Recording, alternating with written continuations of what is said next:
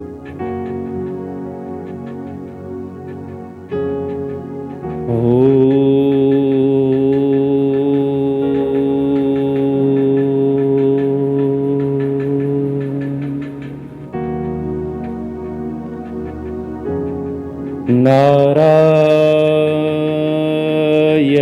नमस्कृत्य नरं चैव नरोत्तमम् दैवीं सरस्वतीं व्यासं ततो जयमुदीरये। नारायण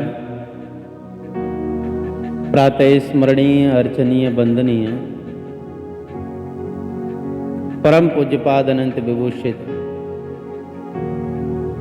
ममदेव श्री सद्गुरुदेव भगवान के उन दिव्य श्री चरण कमलों में हमारा बार बार साष्टांग दंडवत प्रणाम स्वीकार हो एवं सकल ब्रह्मांडों में जहां तहां विराजमान भगवान की इस आनंदमयी अमृतमयी सत्संग कथा को सुनने वाले फेसबुक और यूट्यूब के माध्यम से सभी श्रोतागणों को हम हृदय से प्रणाम करते हैं, उनका अभिनंदन करते हैं।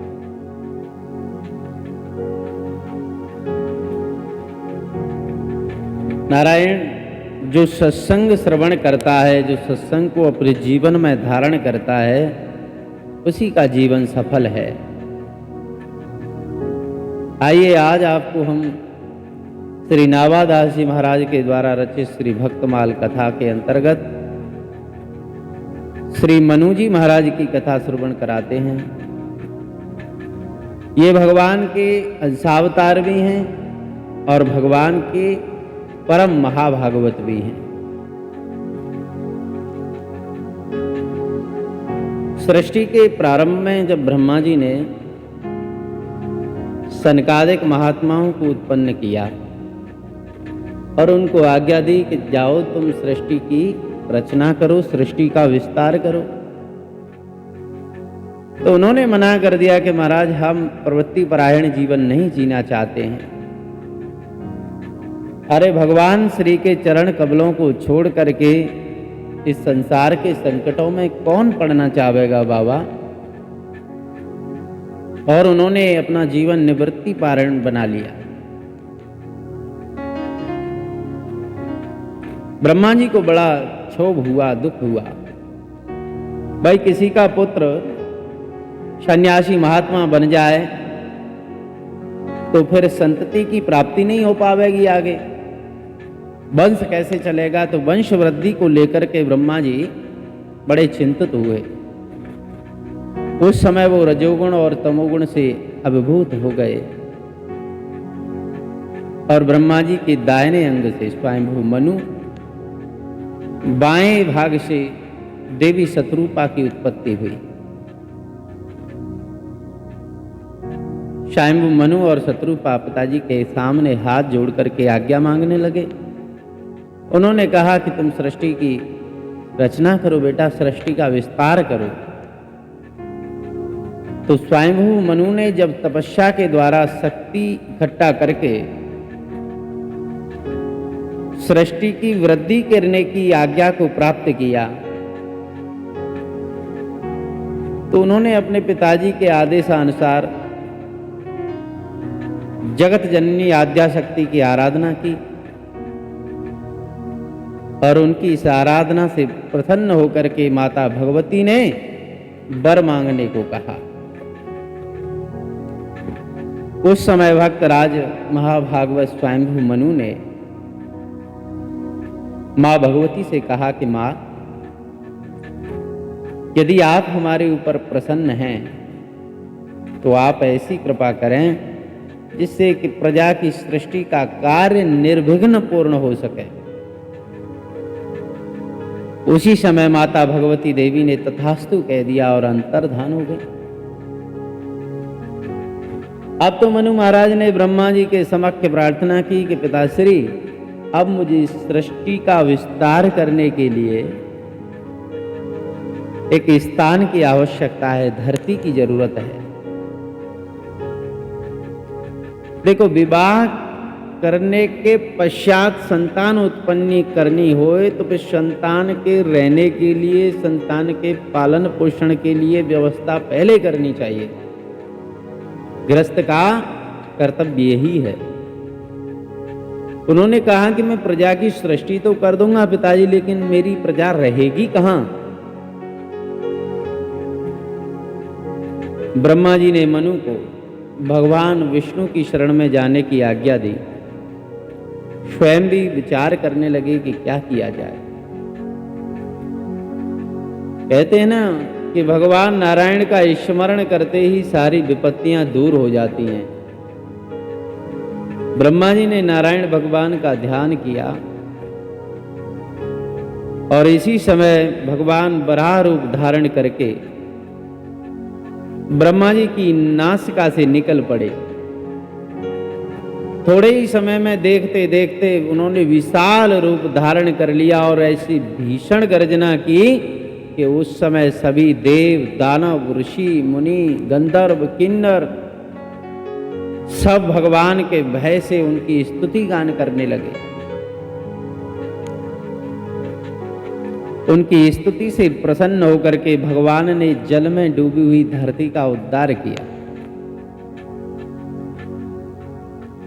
स्वयंभू मनु धरती पर रहकर के सृष्टि का कार्य करने लगे।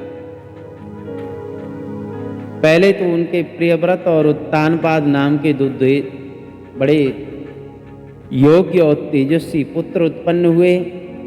उनके 3 पुत्रियां हुई, आकुति, देवहूति और प्रसूति। पुत्र उत्तानपाद से ध्रुव जैसे भगवान के परम प्रिय भक्त प्रकट हुए और देवहूति नाम की कन्या से तो स्वयं भगवान ने कपिल रूप में अवतार धारण किया।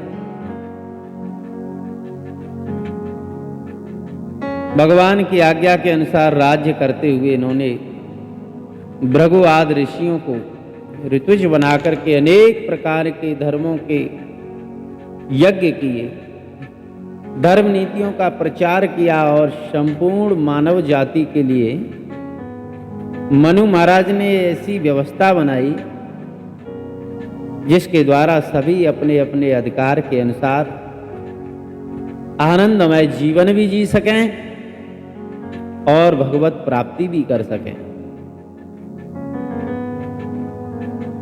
अंत में इनके मन में ये बात आई कि घर में रह करके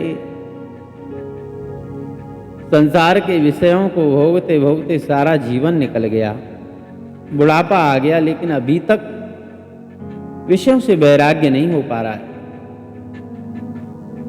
अरे भगवान के भजन के बिना ये जीवन वैसे ही बीता चला जा रहा है, किसी काम का नहीं। पशुओं की भांति हम जीवन जी रहे हैं, विषय भोगों में ही लिप्त रह करके। सारा जीवन निकल भी गया तो मनु महाराज को बड़ा दुख हुआ। वैसे पुत्रों ने उन्हें घर में रह करके राज्य करते रहने का बड़ा आग्रह किया। पुत्रों ने कहा नहीं पिताजी, लेकिन उनके हृदय में एक भगवान के प्रति प्रेम उत्पन्न हो गया, विषयों के प्रति वैराग्य उत्पन्न हो गया, तो उन्होंने किसी की नहीं मानी। अंततः अपने पुत्रों को राज्य देकर के वो अपनी पत्नी शत्रुपा के साथ घर से निकल पड़े और इसी भारतवर्ष में उत्तर प्रदेश के सीतापुर जिले में जो नेम सारंडी स्थान है, वहां जाकर के उन्होंने ऋषि मुनियों का सत्संग प्राप्त किया। सारे तीर्थों में जाकर के उन्होंने देवी देवताओं के दर्शन किए, मुनियों के जैसे वस्त्र पहन करके एक तपस्वी का जीवन जीते हैं। सारे संसार की परवाह छोड़ दी उन्होंने, भगवान के 12 मंत्र का जाप करते हैं। ओम नमो भगवते वासुदेवाय। ओम नमो भगवते वासुदेवाय। ओम नमो भगवते वासुदेवाय।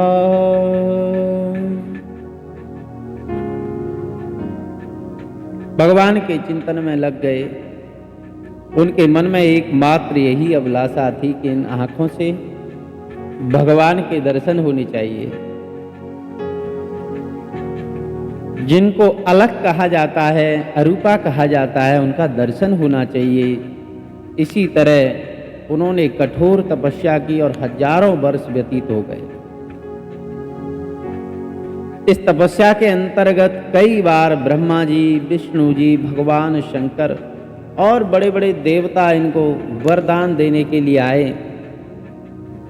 प्रलोभन देने के लिए आए, लेकिन ये अपने लक्ष्य से विचलित नहीं हुए।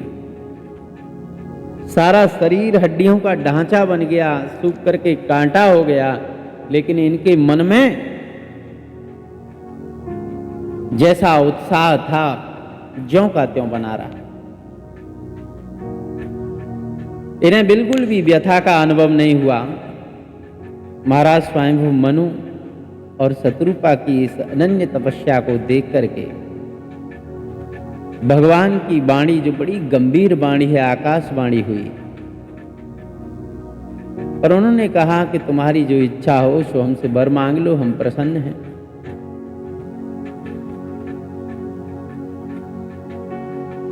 मृतक जियावन गिरा सुहाई। भगवान की वाणी ऐसी है जो मुर्दे में भी जान डाल देती है। ऐसी वाणी जब उन्होंने सुनी तो उनका शरीर पहले की भांति हष्टपुष्ट हो गया, सारा शरीर पुलकित हो गया और हृदय प्रेम से भर गया।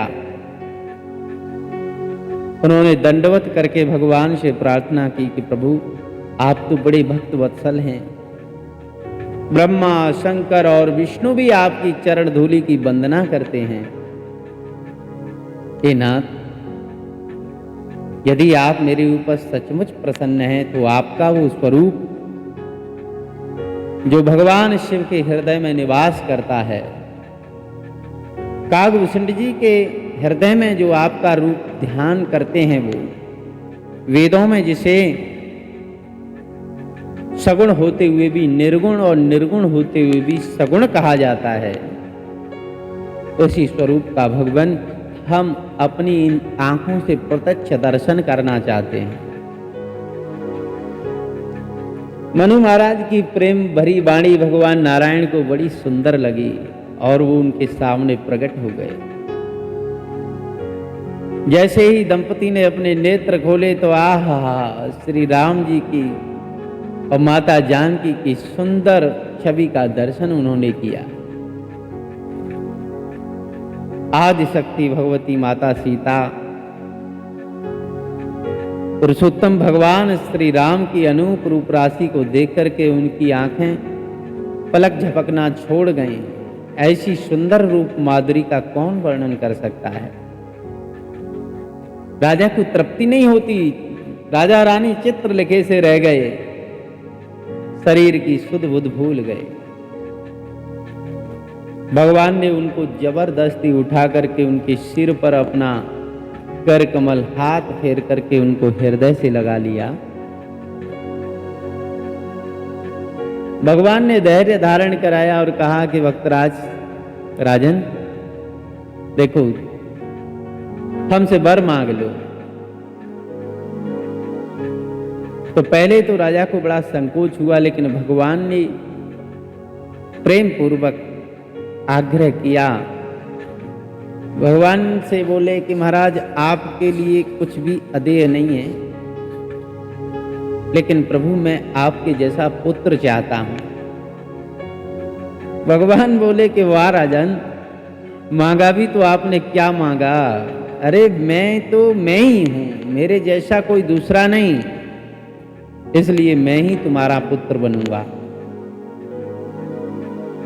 रानी शत्रुपा के ऊपर जब भगवान ने दृष्टि डाली और वर मांगने के लिए कहा, तो उन्होंने कहा कि महाराज, मेरे पतिदेव ने जो मांगा है वही हमारी सम्मति है, उसी में हमारा समर्थन है।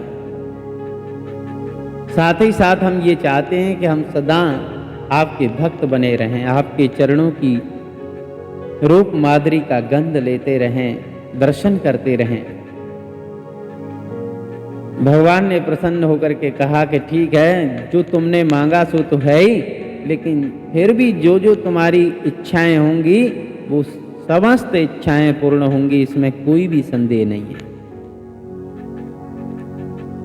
इसके बाद में मनु महाराज ने भगवान की ऐश्वर्य भक्ति के बदले में वात्सल्य भक्ति को मांगा। उन्होंने कहा कि चाहे संसार के लोग मुझे मूर्ख ही क्यों ना कहें भगवान, लेकिन आप मुझे ऐसा वरदान दो कि आपके वियोग में मेरा ये जीवन नहीं रहे।